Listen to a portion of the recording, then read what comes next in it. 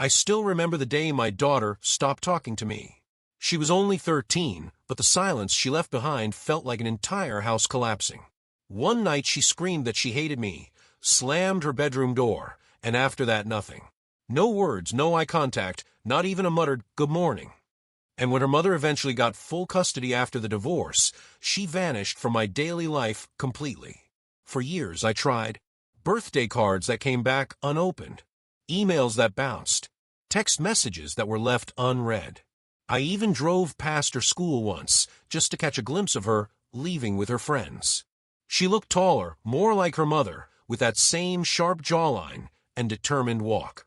But she never turned her head. Time hardened me. I told myself I had to accept it, that maybe she was better off without me. Still, every time I saw a girl her age on the street laughing with her dad, it felt like someone twisting a knife in my chest. And then, 6 years later, when I had almost given up completely, her name appeared on my phone screen. A message. Just one line. "Dad, we need to talk." I froze. My hands shook so badly, I almost dropped the phone. After all those years of silence, after nights crying into a pillow no one saw, she had finally reached out. My heart raced with hope and fear at the same time. What did she want from me? What would she say? But nothing, absolutely nothing, could have prepared me for the words that followed. I must have read that short message 100 times before daring to type a reply. My fingers hovered over the keyboard like they were made of stone. What do you say to a daughter who hasn't spoken to you in years? Finally, I wrote, "Of course. Anytime. I'm here." The 3 dots appeared, disappeared, appeared again. My chest tightened. And then her next message came through. "I don't want to see you. I just need to tell you something." The excitement I had felt sank like a stone in water. But I forced myself to stay calm. I typed, "Okay. Tell me." The pause before her reply stretched for minutes. My heart pounded so loud I could hear it echo in my ears. Finally, my phone lit up again. "I know why Mom left you. I know what you did." My stomach dropped. I sat on the edge of the bed, gripping the phone so tightly my knuckles turned white. What did she mean? I hadn't done anything except fight to keep our family together. Her mother had walked away without warning, leaving me in pieces. I typed back shakily, "What do you mean, sweetheart? What did I do?" Another long pause. Another buzz. "You don't need to pretend. She told me everything." And that was the moment I realized my daughter hadn't come back to me with love or even curiosity. She came back with anger, carrying someone else's truth. Her words sliced deeper than any silence ever had. She told me everything. My ex-wife, Vanessa. I should have expected this. She always knew how to twist a story until she came out the victim, and I the villain. I leaned back in my chair, staring at the ceiling, fighting the sting in my eyes. My thumbs trembled as I typed, "What exactly did she tell you?" The reply came fast, like she'd been waiting years to throw it at me. "That you cheated on her. That you chose someone else over our family. That's why she left." Cheated? My jaw clenched so hard it hurt. That was the lie Vanessa had fed our daughter to justify disappearing. I wanted to scream into the phone to defend myself, to tell her the truth, that it was her mother who left me a note one night saying she needed a better life, that she was the one who walked away with another man. But how do you explain betrayal to a child who's already chosen sides? I wrote, "That's not what happened. I never cheated on your mom. She left me. She left us." No response. Just silence. The 3 dots blinked once, then vanished. I sat there in the dark, clutching the phone, terrified that my daughter had already slipped away again. That after years of waiting for her message, I had lost her all over in just a few lines of text. And then, almost half an hour later, my screen lit up once more. "If that's true, prove it." Her demand hit me like a punch. Prove it. How do you prove the absence of a sin? How do you convince your daughter that the person she's trusted all these years has been lying to her? I scrolled through old photos, through dusty folders of documents, through emails I hadn't opened in years. And then I remembered the letter. The one Vanessa left on our bed the night she disappeared. The one I could never bring myself to burn. I kept it tucked away in a small wooden box with a few other painful mementos, our wedding photo, a bracelet she once gave me, and that folded piece of paper with her messy handwriting. "I found someone who will give me the life I deserve." Maybe I'll come back in a few years. Don't hate me. My hand shook as I pulled it from the box. The ink was smudged from where my tears had fallen years ago. This wasn't just proof. This was a wound I'd kept hidden. I took a photo of the letter and sent it to my daughter with no caption. Just the truth, raw and undeniable. Minutes passed. Then 10. Then 20. No reply. My chest burned with anxiety. Maybe she thought I forged it. Maybe she thought I was desperate enough to fake evidence. Finally, my phone buzzed. She told me you wrote that yourself to blame her. I felt the air leave my lungs.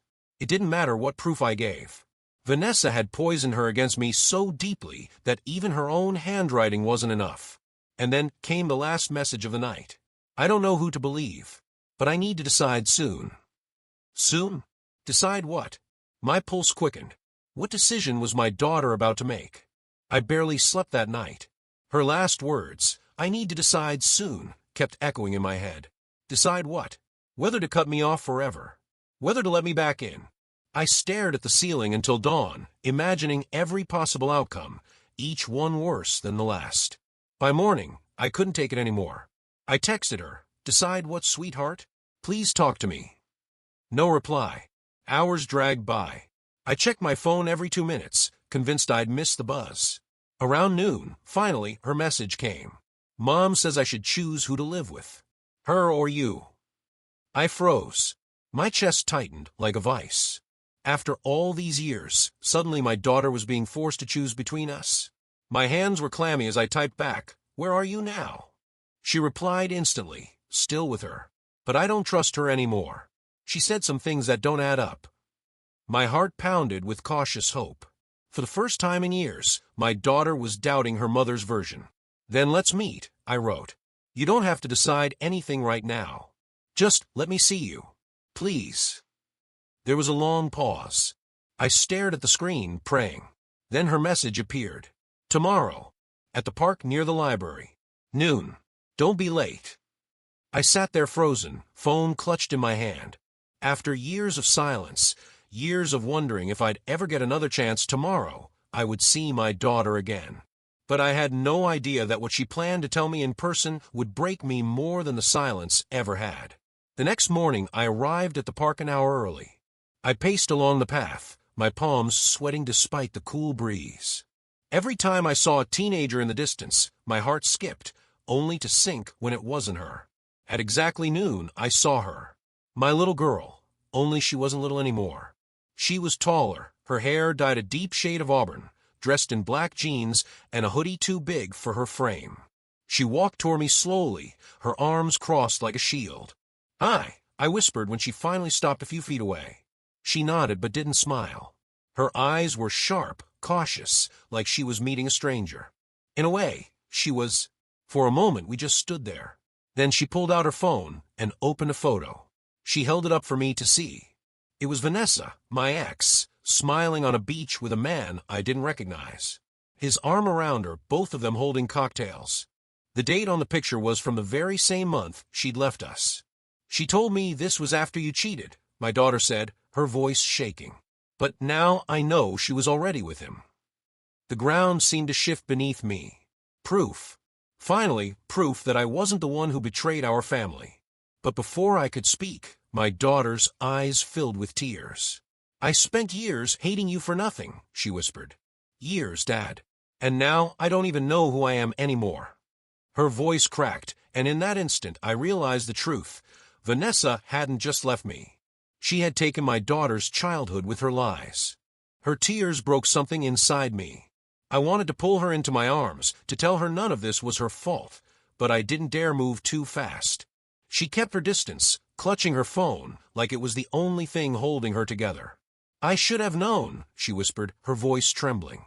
"Every time she talked about you, it felt rehearsed, like she was reading a script. But I believed her. I hated you so much, Dad. I told people you were dead just so I didn't have to explain." My throat closed. I forced myself to speak softly. "You don't need to apologize. You were a kid. You trusted the parent you were with. That's normal." Her lips pressed into a hard line. "Normal? I wasted years pretending you didn't exist. I ignored your texts. I ripped up your letters. Do you know how many times I cried myself to sleep because I thought my father didn't fight for me? I blinked back tears. I did fight for you. Court hearings, lawyers, everything I could.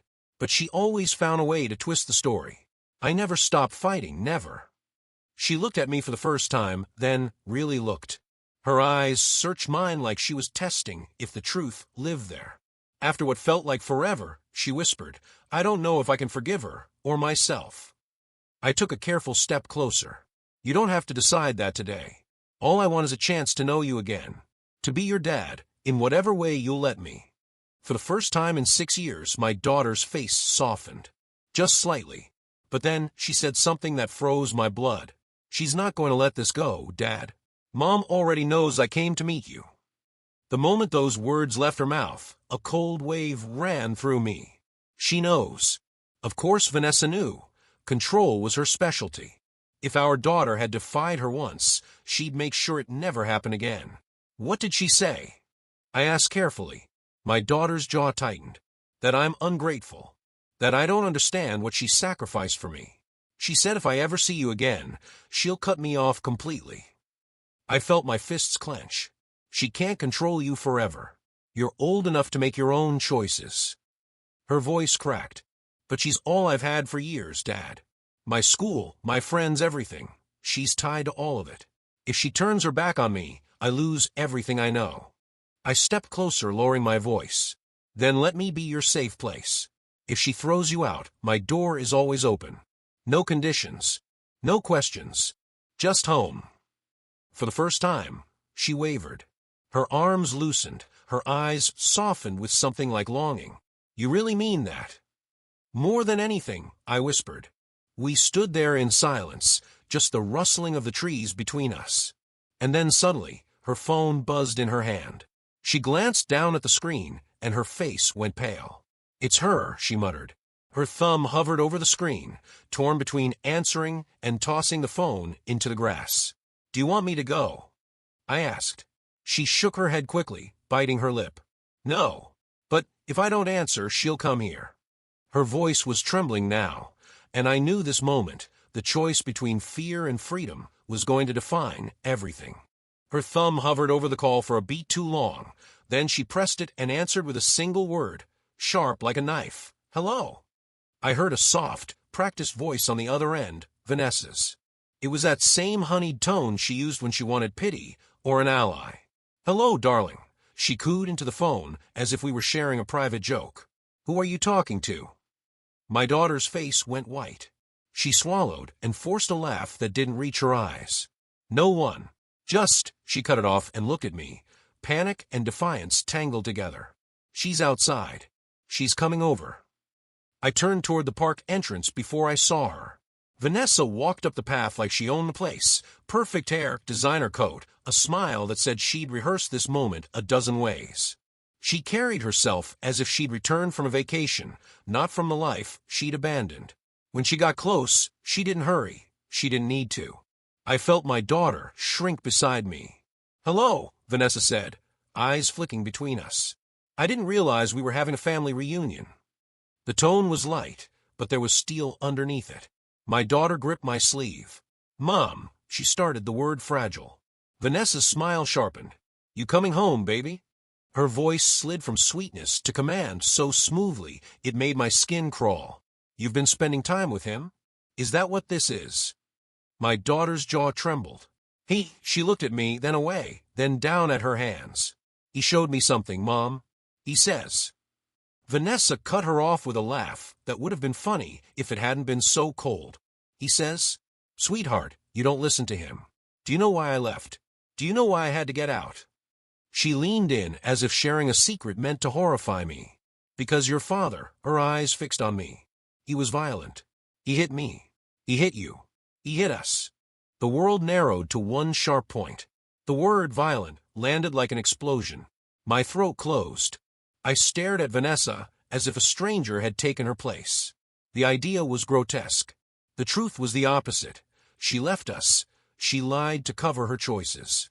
But the way she said it, so certain, so practiced, made it land in my daughter's mind like wet cement.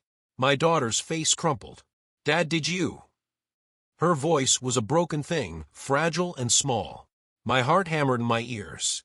I wanted to scoop her up, to show her the months of court papers, the nights I had slept on the couch after consoling her, the photos of scraped knees I'd bandaged, the receipts for solo groceries, the lawyer's notes. I wanted to fling the letter back at Vanessa and scream that she had lied. But all that would sound like self-defense, and a defense can be twisted into guilt. Vanessa's lips were a thin line now, the smile gone. "Think carefully, darling," she said softly to our daughter. "If you choose him, I'll show everyone the bruises I covered up. I'll tell your school. I'll take whatever I have to take to protect you from him. I did it for you once before." She looked at me as if daring me to speak. The park's birds kept singing, oblivious. Passers-by watched a tableau they couldn't read. My daughter's hands were shaking. She stared at me the way someone stares when a map collapses and a new landscape appears, familiar places rearranged into danger. My breath came out rough. I could feel the ache of years in my chest, the nights of empty beds, the missed performances, the letters unanswered. This was another lie, another manipulation. But Vanessa's accusation had the kind of currency that ruins people. Witnessable harm, a story people understand instantly. I thought, for a terrifying, furious second, that the only way to stop this was to shout the truth loud enough to make her flinch. To say the words that would either save me or prove how deep her web went. Instead, my daughter whispered, the question like an icicle through my heart. "Dad, did you ever hit Mom?" Her question nearly broke me. The fact that she even had to ask, after years of being my little girl, sitting on my shoulders, falling asleep in my arms, was unbearable. I crouched down so I could look her in the eyes, and I said the only thing I could. "No, I never touched your mother. Not once. Not ever. And I would never hurt you. That's the truth."